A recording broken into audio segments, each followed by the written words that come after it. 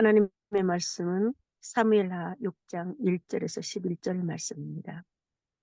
말씀의 제목은 하나님을 기쁘시게 하는 자. 공재남 선교사님이시고요. 벨빌 교회에서 개척하셨고 오늘 KAPC 총회 총무 6년간 실무 사역하시는 우리 공재남 선교사님 나오실 때 두 손 들어 할렐루야로 맞이하겠습니다. 할렐루야. 예, 저는 카나다에서 한 25년간 원주민 선교를 지금까지 하고 있는 공재남 선교사입니다. 반갑습니다. 예, 오늘 귀한 말씀을 통해서 하나님께서 기뻐하시는 자라는 그런 제목으로 이렇게 말씀을 같이 나누고자 합니다. 오늘 말씀에서는 다윗은 이제 통일의 왕국의 기초를 세워가고 이제 나라의 안정이 찾아와서 이제 번영이 오게 됐습니다. 그때 다윗이 하나님을 생각합니다.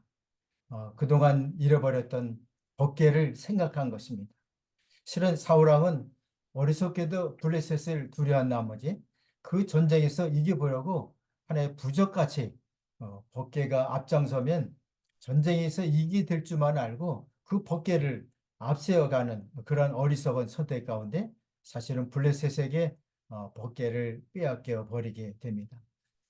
그런데 참 블레셋 진영에서 이 법궤를 통해서 나중에 보니까 이상한 일들이 발생합니다.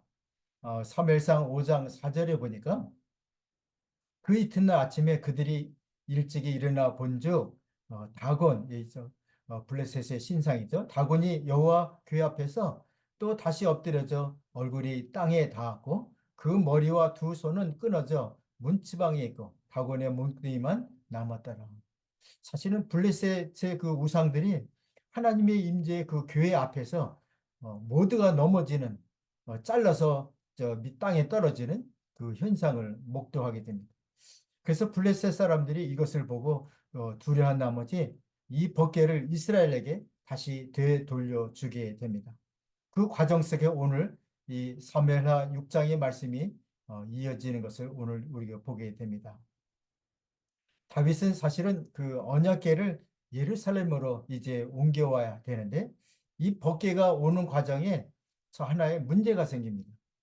오늘 말씀해 보면 사실은 이 법궤는 옮겨지기 전에 제사장 아비나답의 집에 보관되어 있었습니다. 블레셋에서 아비나답의 집에 거의 70년 넘게 있었던 것을 봅니다. 사무엘 시대에 20년, 또 사울왕 시대에 40년, 또 다윗 왕 시대에 10년, 그래서 도합 70년이 되는 세월 동안 아비나답의 집에 궤가 있게 됩니다. 그러니 나라가 이제 통일되고 법궤를 옮고자 했을 때 다윗의 마음은 얼마나 그 기다렸던 그 순간이었을까요? 오늘 성경 기록을 보면 군사 4만을 모았다라고 합니다. 법궤를 옮기는데 마치 승련 군대의 그 시가 행진하는 것처럼 성대하게 이것을 거행하고자 합니다. 이 장소는 바알레 유다라 하는데 사실은 여호수아서 15장 60절에 보면은 길랏 여아림이란 그런 똑같은 다른 이름이 나오는데 사실은 길랏 여아림의 가나안식 이름이 오늘 여기 본문에 나온 바알레 유다입니다. 이 바알레 유다 지역에 아비나답의 집에 법궤를 보관하고 있었는데 다윗이 법궤를 옮겨올 때 자기 마음과 생각이 좀 앞섰던 것을 오늘 봅니다. 그러니까 블레셋 사람들이 이 바알레 유다에서 법궤를 옮겨올 때 그 방식 그대로 그것을 따르게 되었던 것입니다. 수레 위에 법궤를 올리고 소를 끌게 했습니다. 이것이 사실은 민수기서 4장 15절에 보면 궤를 어깨에 매라는 하나의 그 율법을 어긴 행위였죠. 사실 다윗도 수레 위에 법궤를 옮기고 편안하게 예루살렘으로 옮기고자 했던 것이죠. 그리고 이 법궤를 아비나답의 집에서 옮기게 되는데 그 아비나답의 제사장의 아들 중에 두 아들이 있었는데 이 두 아들이 법궤를 옮기는데 부인들이 앞장서게 됩니다. 그래서 아효라는 그 이름을 가진 아들은 앞에 서게 되고 우사라는 이름을 가진 사람은 아들은 그 옆에서 법궤가 함께 걸어가면서 궤를 옮기는데 함께 동행하게 됩니다. 다윗은 그 언약궤를 정결한 방법으로 옮기고자 수레를 이끄는 소도 특별하게 선정했습니다. 그리고 수레도 마찬가지로 새 수레를 준비하고 소도 마찬가지로 정결한 가운데서 이 법궤를 운반하려고 철저하게 준비를 합니다. 얼마나 정성껏 준비했을까요? 그런데 이 철저한 준비에도 하나님께서 기뻐하지 않으셨던 것입니다. 왜 그랬을까요? 원래 이 언약궤는 출애굽기서 37장 5절 말씀에 보면 이렇게 되어 있습니다. 그 채를 교회 양쪽 꼬리에 꿰어 교회를 매게 하였으며, 그래서 이 채라는 것은 그 교회 그 양쪽에 그 가느다란 그 긴 막대기를 해서 거기다가 금으로 이렇게 싸서 그것을 양쪽에서 사람들이 어깨에다 맸던 것이죠.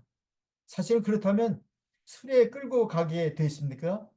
어깨에 매게 돼 있습니까? 네, 바로 이 채를 교회 양쪽 고렴에서 교회를 사람들이 매게 되어 있습니다. 그리고 이 법궤는 민수기서 7장 9절 말씀을 보면 고핫 자손이 이 어깨에 메고 옮기도록 이렇게 되어 있었습니다. 이렇게 하나님께서 알려주신 방법을 무시하고 사실은 블레셋 사람들의 방식을 따라서 수레를 옮기려고 했던 것입니다.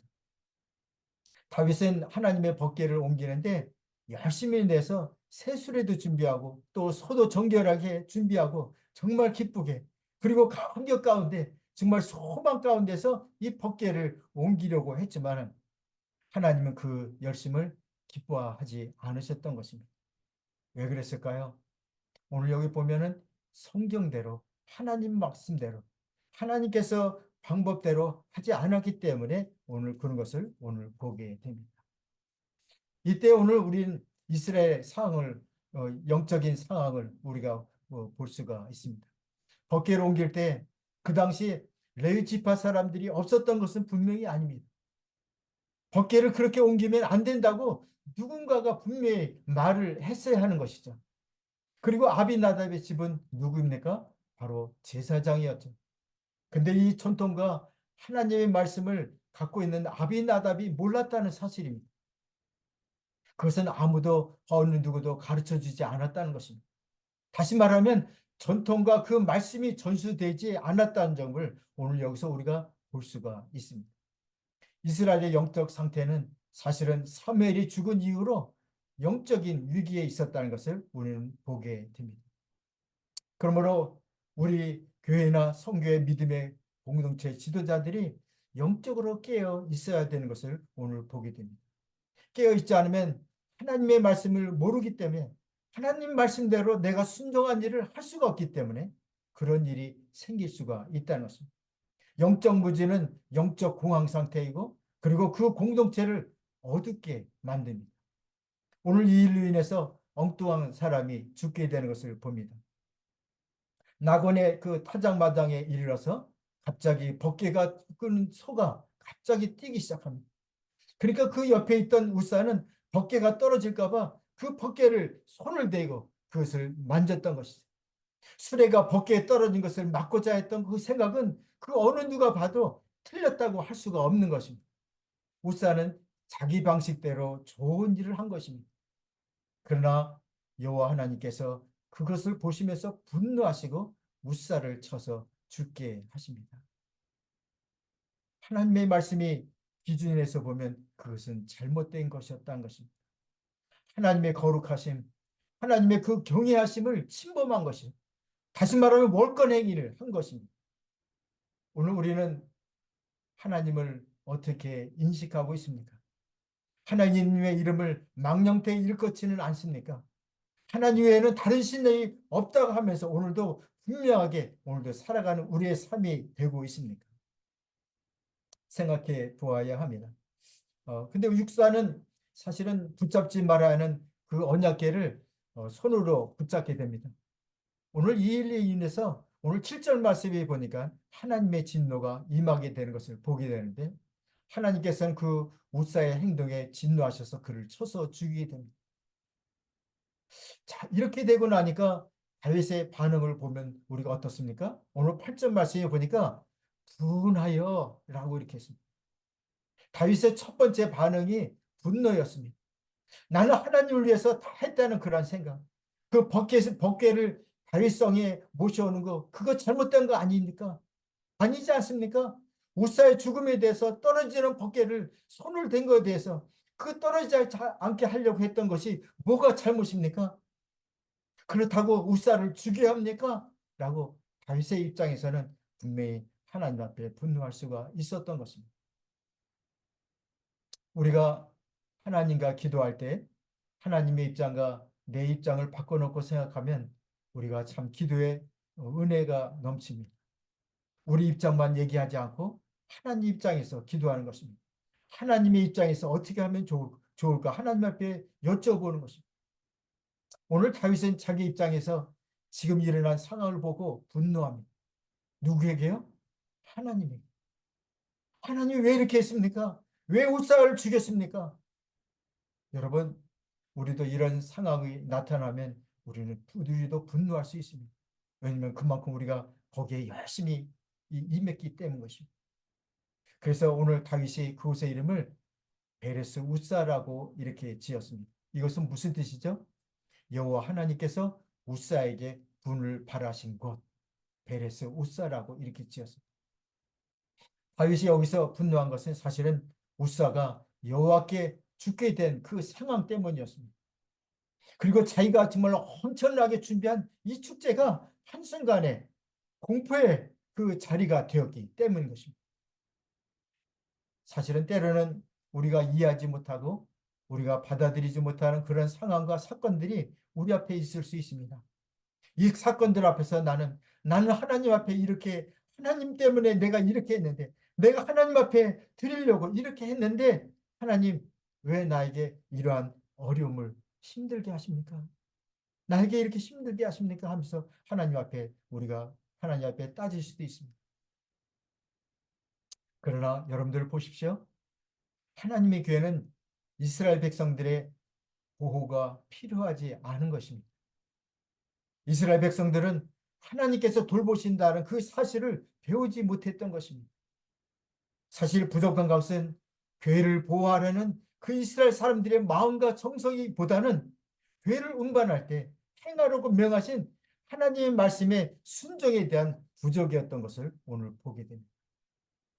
그래서 우사의 죽음은 하나님께서 하라고 말씀하신 것을 정확히 행하는 것, 그것이 얼마나 중요한지를 오늘 우리에게 가르쳐 주고 있습니다. 다윗은 이렇게 무섭게 대하는 그 하나님을 이렇게 지금까지 경험해 보지 못했습니다. 지금까지 다윗에게는 어떠한 하나님이셨죠? 예, 늘 다윗의 편이었습니다. 죽음에서 지켜주셨고 또 보호해 주셨고 전쟁에서 하나님께서 대신 앞장서서 싸워주셨고 그때마다 죽음의 순간순간에서 다윗을 구해줬던 그런 하나님이십니다. 근데 오늘은 자신이 좀 더 여호와 하나님께 가까이 모시기 위해서 열었던 이 행사에서 자신을 향해 분노하시는 그 하나님을 보면서 오늘 9절 말씀해 보니까 다윗이 그날에 두려워하여라고 있습니다. 다윗도 여호와에 대한 심한 두려움을 느끼게 된 것입니다. 처음에는 분노했습니다. 그러나 두 번째는 하나님 앞에 두려움을 갖게 된 것입니다. fear. 분노했을 때는 오늘 우리의 감정과 사실은 다윗의 감정은 별 차이가 없었습니다. 그러나 우리가 다른 것이 있다면 다윗은 하나님께 분노했지만 그 분노를 계속 이어가지 않았습니다. 그리고 바로 하나님 앞에 두려움을 갖게 됐다는 것입니다. 그래서 오늘 10절 말씀해 보니까 다윗이 여호와에게를 옮겨 다윗성 자기에게로 메어가기를 즐겨하지 아니하고 가드 사람 오베데돔의 집으로 메어간지라 라고 이렇게 말씀을 기록하고 있습니다. 다윗은 두려웠던 것입니다. 더 이상 법궤에 손을 댈 수도 없고 그리고 이 법궤를 더 이상 옮겨가고 싶지도 않고 이제는 여호와의 궤를 다윗은 예루살렘에 올라가는 것에 대해서 모든 것을 내려놓는 것입니다. 자기 방식을 내려놓는 것입니다. 자기 생각과 자기 고집, 자기 방법 그 모든 것들을 이제는 하나님 앞에 모든 것을 내려놓고 가도 사람 오벳 에돔의 집에 하나님의 법궤를 두게 됩니다. 하나님의 궤는 고앗 자손이 어깨에 매어 되어 있다고 제가 말씀드렸죠. 이 오벳 에돔이라는 사람이 사실은 레위지파 고핫 자손입니다. 신앙이 전수된 그러한 가정이었죠. 하나님의 말씀, 하나님의 방법대로 준비되고 훈련된 그러한 가정이었다는 것입니다. 그 가정이 바로 우리가 오늘 본 오벳 에돔의 가정입니다. 그래서 하나님께서 오늘 11절 말씀해 보니까 오벳 에돔의 집에 뭐를 주셨다고요? 예, 복을 주셨다. 오벳 에돔 때문에 그 집에 사는 그 사람들과 거기에 권속들과 짐승들까지도 하나님께서 복을 주셨다는 것입니다. 그래서 보니까 여호와에게는 오벳 에돔의 집에 숙달관이 있었고 여호와께서는 오벳 에돔의 그의 온 집에 복을 주셨다는 그런 말씀을 합니다. 오늘 이제 이 전체 얘기를 오늘 잠깐 더 자세히 이 그림을 더 들여다 볼고자 합니다. 오늘 여러분, 다윗은 예루살렘 수도로 삼고 블레셋과의 전쟁에서 승리한 후에 하나님의 궤를 이제 예루살렘에 갖다 놓으면 어떤 일이 벌어지게 되죠? 예, 이제는 정치적 중심의 도시가 예루살렘이 될 것을 온 백성에게 알리는 계기가 될 것입니다. 그리고 이제 다윗 그 중심의 왕권이 확보되는 것입니다. 그리고 그 왕권뿐만 아니라 하나님의 법궤가 그곳에 있게 하면서 하나님의 신권까지 확보하는 그것을 이루는 것입니다. 근데 사실은 이런 큰 일은 누가 해주셔야 하나요? 예, 맞습니다. 하나님께서 해주셔야 되는 것입니다. 그런데 오늘 다윗은 어떻게 했습니까? 자기가 그 일을 진행하려고 했던 것입니다. 이방인의 왕들처럼 이방인의 방식으로 했기 때문에 하나님께서 원하지 않은 것입니다. 오늘 우리의 가정도 마찬가지입니다. 하나님, 제가 우리의 가정을 이렇게 해보겠습니다. 하나님, 제가 이 사역을 이렇게 해보겠습니다. 하나님께 우리가 기도하지만 이렇게 하다 보면 때로는 내 방식이나 내 방법이나 아니면 내 열심이 나와서 어떻게 보면 하나님이 원하는 방식이 되지 않을 수가 있다는 것입니다. 그래서 우리는 시간이 조금 걸리더라도 하나님이 열어주시는 방식을 따라서 우리가 따라가고 하나님께서 말씀이 있을 때 그 말씀에 순종했을 때 하나님께서 영광 받으시고 그곳에 하나님의 놀라운 복이 임하게 되는 것을 보게 됩니다. 오늘 저는 말씀 맺으면서 두 가지를 생각했습니다. 하나는 하나님의 뜻을 묻지 않는 다윗의 모습에서 한번 생각해 봤습니다. 여러분 생각해 보십시오. 이 엄청나고 중요한 그 일을 두고 있는데 다윗이 한 번도 하나님의 궤를 그 옮기는 그 큰 일을 두고 하나님 앞에 기도했다는 그것을 성경에 어디에서 찾아볼 수가 없습니다. 그래서 그는 큰 실수를 하게 되었다는 것입니다. 그러므로 우리도 실수하지 않기 위해서 기도하면서 하나님이 우리에게 은혜 주신 대로 우리가 순종해 가면 될 것입니다. 여러분, 우리가 하나님 앞에서 안 한다고 그것은 잘못이 아닙니다. 부족해서 잘못할 수도 있습니다. 때로는 몰라서 못할 수도 있습니다. 그러나 하나님께서 우리에게 알게 해주실 때 우리가 그때 가르쳐 주실 때 그것을 순종하는 것이 바로 오늘 우리의 아름다운 모습이라는 것입니다. 또 하나는 두 번째는 하나님의 방법대로 우리가 살아가고 그를 사역해야 된다는 것입니다. 내 방법대로 우리 가정과 또 사역을 세우지 말기 바랍니다. 다윗이 이방인의 방법으로 이 법궤를 옮기는 것을 오늘 우리는 확인했습니다. 하나님의 일은 그분이 정하신 그 방법, 하나님의 하신 방법, 말씀대로 행할 때 그것이 하나님의 놀라운 역사가 일어난다는 것을 저는 선교의 현장에서 너무나 많이 보게 됩니다. 이제 하나님의 노여움으로 인하여 일어난 상고이자 어느 누구도 무서워 떨지 않고 있을 자가 없었습니다. 어느 누구도 감히 이 일을 수습하려는 자가 없었던 것입니다. 법궤 앞에 아무도 다가갈 수가 없었던 것입니다. 다윗마저도 이 법궤를 옮겨 것을 포기하고 그랬는데 어느 누가 이 법궤를 내가 맡겠다고 할 사람이 있겠습니까? 오늘 일할 때 이 법궤를 맡겠다고 스스로 나선 자가 바로 오벳 에돔입니다. 저는 오늘 이 부분을 보면서 이 말씀을 읽으면서 제 마음에 얼마나 행복했는지 모릅니다. 얼마나 마음에 기쁨이 있었는지 모릅니다. 하나님의 말씀을 붙잡은 자가 있어서 기뻐했던 것입니다. 하나님의 말씀이 전수되는 이 가정이 있었다는 것이 너무나 행복했던 것입니다. 하나님의 말씀대로 이 오벳 에돔은 남들이 두려워하는 일, 남들이 꺼려하는 일, 아무런 이득이 없고 오히려 위험 부담을 안고 있는 이 법궤를 오벳 에돔은 스스로 그것을 맡게 됩니다. 오늘 이것이 바로 오벳 에돔이 복을 받게 된 그 원인입니다. 사무엘하 6장 11절 말씀 보니까 하나님의 괴가 가드 사람 오벳 에돔의 집에서 석 달을 있었는데 여호와께서 오벳 에돔과 그의 온 집에 복을 주시니라 했습니다. 오늘 본문에서도 마찬가지로 동일하게 계속해 나오는 것이 있습니다. 하나님 말씀대로 하니까 온 집이 복을 받고 오벳 에돔과 연결된 모든 사람들이 복을 받는 것입니다. 하나님의 입장에서 보면 어떻습니까? 우사의 죽음을 많은 사람들이 목도하고 그것에 두려움이 있습니다. 그럼에도 불구하고 법궤가 자기 집에 오는 것을 주저하지 않고 오벳 에돔은 그의 집에 괴를 메어오는 것을 보고 하나님은 얼마나 기뻐하셨을까라는 것입니다. 하나님의 방법대로 살아가는 가정, 하나님의 방법대로 살아가는 그 사역, 하나님의 뜻을 우리가 물으면 좋겠습니다. 그리고 하나님의 방법대로 우리가 순종하면 좋겠습니다. 그리고 오베돔이 3개월 동안 자기 집에서 법궤를 모시게 됩니다.